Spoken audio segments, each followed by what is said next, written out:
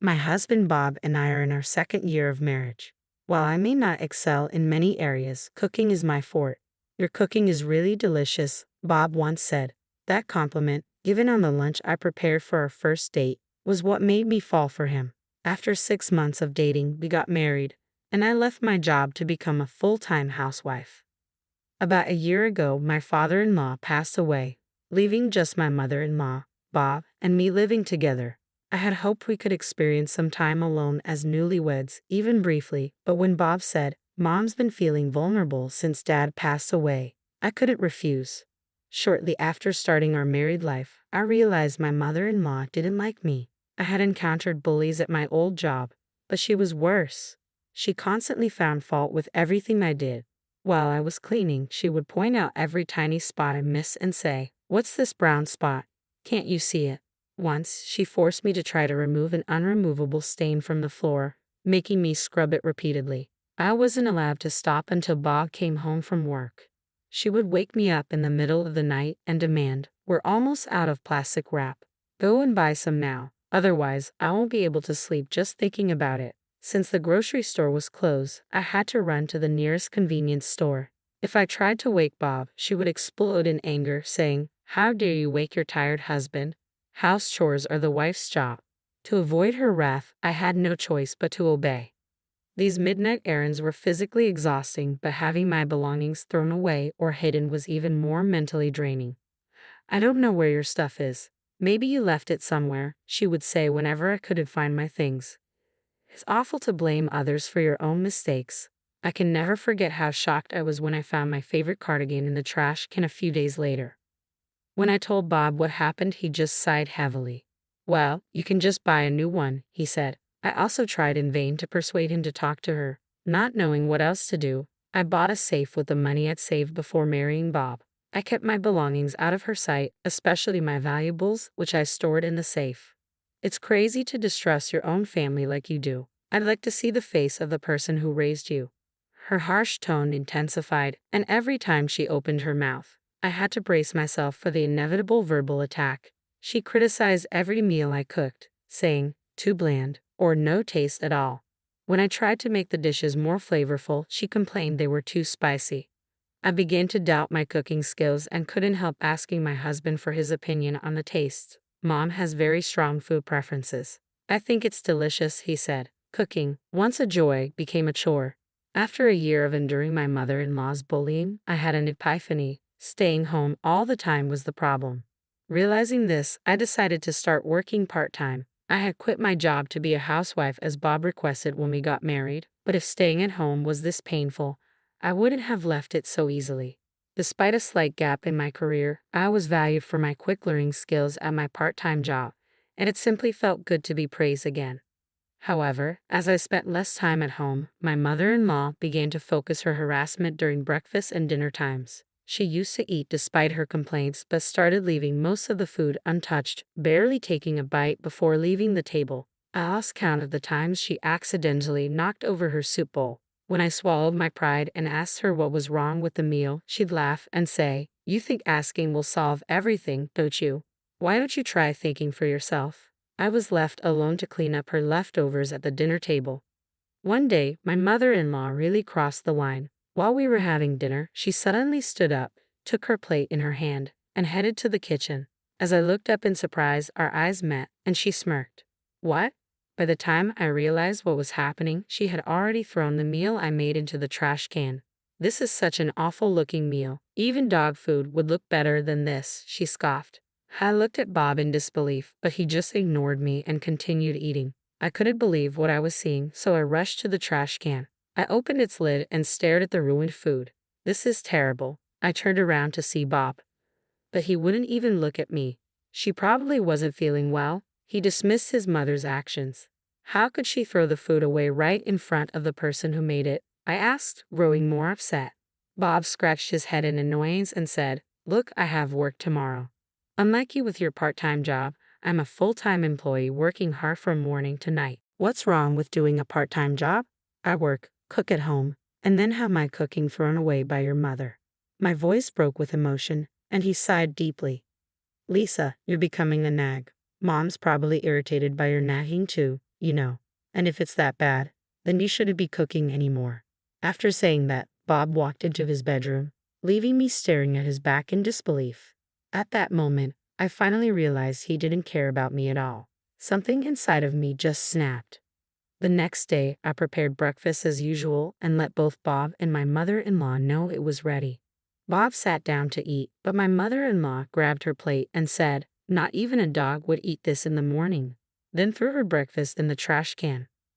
Without a word, I stood up and took away the breakfast I prepared for Bob. "What?" he said, looking bewildered. "I will have it." I quickly sat down and started eating his breakfast, ignoring my mother-in-law's actions and Bob's growing frustration. "Hey, why are you eating my breakfast? What are you doing?" they both exclaimed.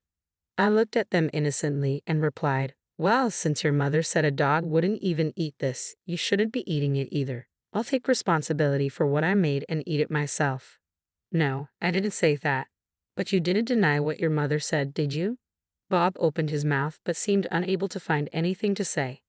"Lisa, stop talking nonsense and make Bob's breakfast," my mother-in-law snapped. I looked straight at her with a smile. "I'm very sorry that I have been serving you the sort of food that a dog wouldn't even eat. Don't worry, I won't cook for you ever again." I grabbed my knife and fork, finished eating breakfast, and stood up. Bob said, "Wait, Lisa, what about my breakfast?" "Eat whatever you like," I replied, then left the house quickly. I usually return home around 5 p.m., but that day I had a few errands to run after work, so by the time I got home it was already past 8 p.m. "Oh, you're very late. We've been waiting for you." "Really, where on earth have you been?" Bob and my mother-in-law complained, looking very hungry. "Oh, haven't you two eaten yet?" "I already had my dinner." My mother-in-law's face turned red with surprise and anger. "How dare you eat alone?" "Well, I did say I wouldn't cook for you anymore. Or were you looking forward to my terrible cooking?" "How dare you talk back to me like that?" she shouted, slamming the table in frustration. But then she quickly regained her composure and came up with what she thought was a brilliant idea. "If you're not cooking, then return the food money. Bob has been paying for all the living expenses, so you should pay him back every penny you spend on your food." I couldn't help but laugh at her confident declaration. "What's so funny?" she demanded. "Since I started working part-time, I've been paying not just for food, but all living expenses." It was Bob's suggestion. I turned to him. "Mom isn't happy about your working, but if you pay the living expenses, it might calm her down," he had said to me. It had been over a year since I started my part-time job, which means I had been covering the living expenses for the last half of our married life. My mother-in-law, apparently unaware of this, looked shocked and turned to Bob. "Is that true, Bob?" "Well, you wanted more pocket money," Bob mumbled weakly, making excuses. He had me cover the living expenses so he could use the extra money for his mother's allowance. "You seem to have been spending quite a lot on extravagant meals." In the mailbox, I found a flyer for regular customers at an upscale restaurant. I had thought my mother-in-law made her own lunch, but after seeing the flyer, I had my suspicions and found some receipts from that restaurant in the trash. Shouldn't the proper thing be to pay back all the living expenses I've provided? After all, it was my hard-earned money. "Don't worry, I'll be sure to bill you properly," I said with a bright smile to my mother-in-law, who was trembling with anger. "Hey, what do you mean by billing?" Bob, perhaps sensing something, turned pale and stood up. "I want a divorce, and of course, I'll make sure I ask for alimony." "Divorce?" he muttered in shock, but then brightened up, thinking he found a flaw in my plan. "Do you think you can afford to live on your own with what you earn from your part-time job?" He probably thought I would struggle financially. "About that part-time job, I've been offered a full-time position." "What?" "I've also decided where I'll live." My actual plan was to commute from my parents' home for a while, I said, watching the realization dawn on him. "I'll get my lawyer to handle the proceedings from now on." With those words, I went to my bedroom and grabbed the luggage I had packed the night before. Bob, still in shock, stood frozen by the dining table. I ignored him and walked past. "Lisa, I'm sorry," he called out, making me stop and turn around. "Sorry for what? What do you mean?" I asked, exasperated. "It was hard to take sides between you and Mom." "I never said anything bad about your cooking, did I?" he replied. He doesn't understand anything at all. In the end, I truly realized I had been blind. It's not about taking sides. You chose to say nothing when the food was being thrown away and when I was being harassed by your mother over and over. Despite my pleas, you never helped me. Your playing the victim doesn't change the fact that you hurt me. I reproved him. Bob started crying bitterly. Seeing the gravity of his sorrow, I quickly glanced at the pathetic man and headed toward the front door. As I reached for the door, my mother-in-law called out to stop me. I never intended for things to get this bad. I was amazed at how oblivious she was to the severity of her actions. I've looked after you all this time, and it's disappointing that the last thing I hear from you is such an excuse-like response. From now on, you won't have to worry about being caught for spending a lot of money on delicious meals. My mother-in-law stood frozen, her eyes wide open as if her breath had stopped.